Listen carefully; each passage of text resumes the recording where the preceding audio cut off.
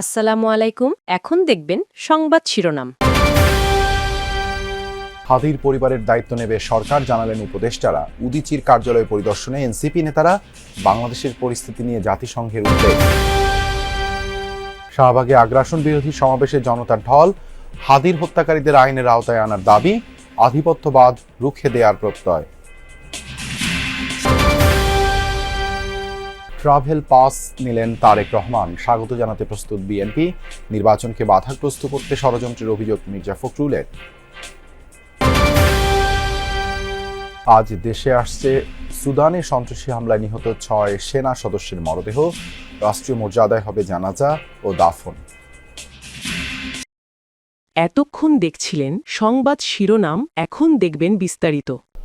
শরীফ ওসমান হাদির পরিবারের সঙ্গে সাক্ষাৎ করেছেন সরকারের 3 উপদেষ্টা নূরজাহান বেগম, ফরিদা আক্তার ও শারমিন এস মুর্শিদ।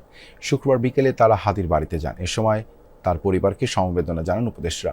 সেখানে তারা জানান, হাদির পরিবারের দায়িত্ব নেবে সরকার। হাদিকে সুস্থ করতে সব ধরনের ব্যবস্থা নিয়েছিল সরকার। এ সময় তারা হাদির রুহের মাগফিরাত কামনায় সবার দোয়া চান। বলেন, হামলায় জড়িতদের দ্রুত বিচারের আওতায় আনা হবে। যখনই গুলিটা লাগলো সাথে সাথেই ঢাকা মেডিকেলে গিয়ে আমাদের সকল ডাক্তার, সকল নার্স একেবারে জান প্রাণ দিয়ে তার জন্য পাশে থেকেছে।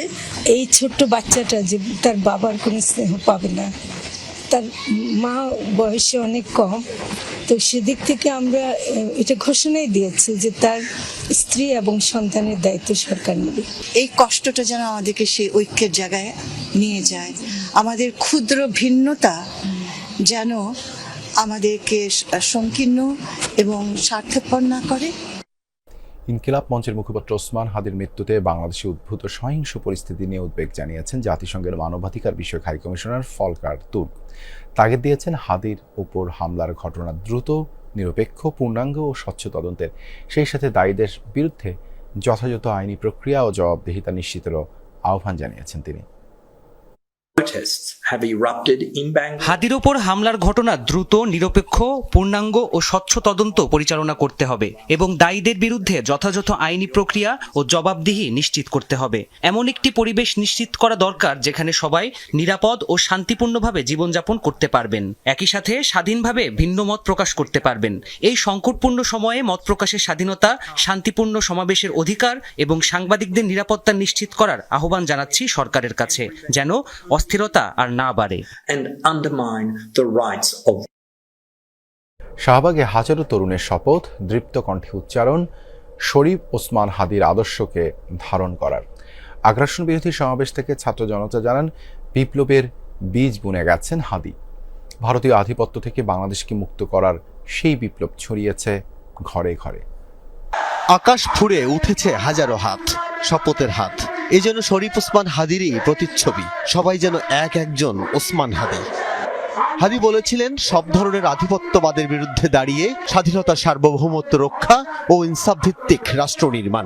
সেই ইনসাফের ডাক ফের শাহবাগে, হাজার হাদির ডাকে।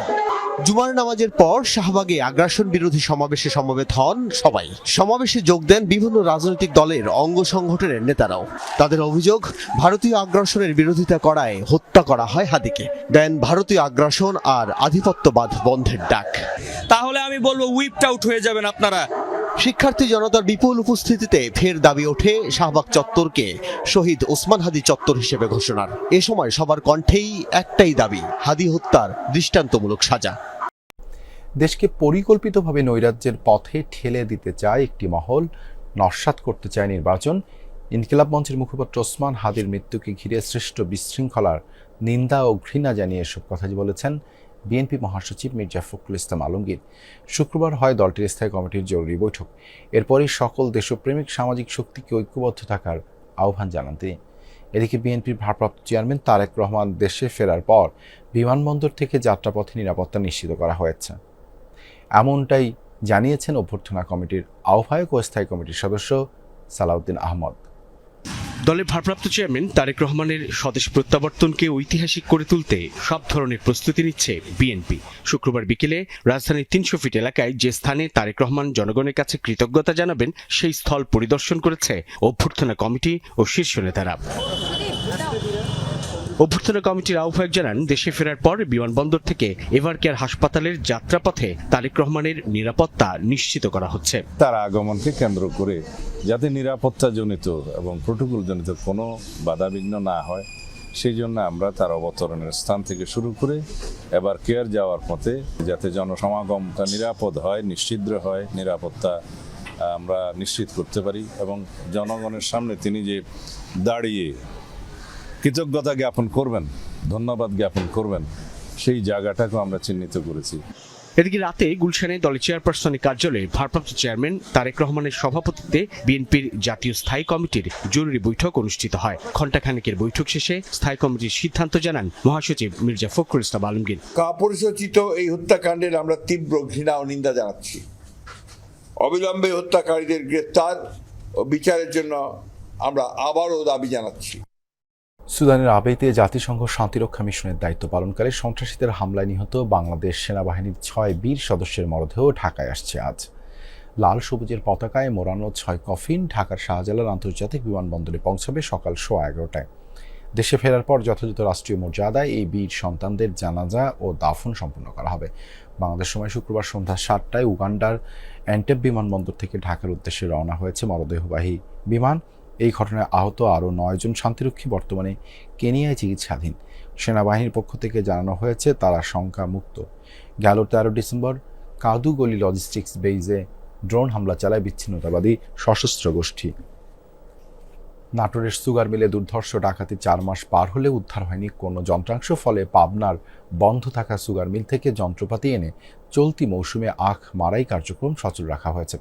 সিসিটিভি ফুটেজ ও তথ্য প্রযুক্তির সহায়তায় এখন পর্যন্ত সংঘবদ্ধ ডাকাত চক্রের 23 সদস্যকে গ্রেপ্তার করা হয়েছে। জব্দ করা হয়েছে ডাকাতির কাজে ব্যবহৃত 2টি ট্রাক। দ্রুত মিলের লুণ্ঠিত মালামাল উদ্ধারের দাবি জানিয়েছেন সংশ্লিষ্টরা। 3 আগস্ট 2025 গভীর রাতে নাটোর সুগার মিলের নিরাপত্তা প্রহরীদের বেঁধে ভেতরে প্রবেশ করে সংঘবদ্ধ ডাকাত দল। এরপর 3 ঘন্টায় মিলের 90,40,000 টাকার মালামাল লুটে নেয় ডাকাতরা। সেদিনই মিল কর্তৃপক্ষ মামলা করলে অপরাধীদের ধরতে মাঠে নামে আইনশৃঙ্খলা বাহিনী। দেশের বিভিন্ন স্থান থেকে সংঘবদ্ধ ডাকাত চক্রের 23 সদস্যকে গ্রেপ্তার করে পুলিশ ও সিআইডি। কিন্তু ঘটনার 4 মাস পেরোলেও উদ্ধার হয়নি লুণ্ঠিত মালামাল। ডাকাতদের ধরা হয়েছে ঠিকই, কিন্তু আমাদের মেলটার যে যন্ত্রপাতিগুলো আছে এগুলো আমরা এখনো বুঝে পাইনি। আমরা নাটোরবাসী হিসেবে চাই যে সুগার মিলের যে মালামালগুলো ডাকাতি হয়েছিল সেই মালামালগুলো দ্রুত উদ্ধার করা হোক। দ্রুত গতিতে আমাদের এই মালগুলো আমাদের মেলে পৌঁছানোর জন্য আমি উদাত্ত আহ্বান জানাই। বর্তমানে পাবনার বন্ধ থাকা সুগার মিল থেকে প্রয়োজনীয় যন্ত্রপাতি এনে শুরু হয়েছে 2025-26-এর